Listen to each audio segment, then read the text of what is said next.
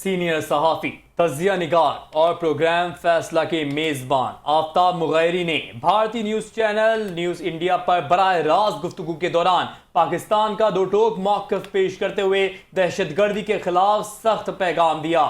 आफ्ताब मुगैरी ने प्रोग्राम में कहा कि दहशतगर्दी का हमला चाहे दिल्ली से हो या काबुल से, पाकिस्तान हर दहशतगर्द हमले का भरपूर और मौसर जवाब देना जानता है। उन्होंने मजीद कहा कि अफगानिस्तान में मौजूद भारत की सरपरस्ती में सरगर्म दहशतगर्द अनासर और पाकिस्तान के खिलाफ कार्रवाइयों में मुलव्विस गिरोहों को उनके मंतकी अंजाम तक पहुंचाया जाएगा।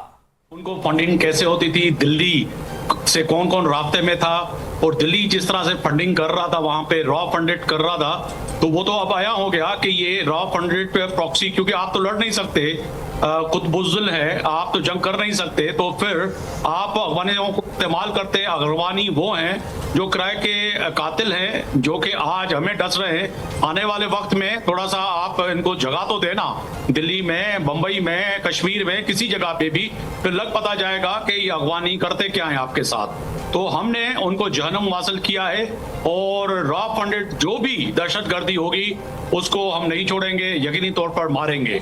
तो आज हमने उनको मारा है और इसी तरह जो है एयर स्ट्राइक करते रहेंगे।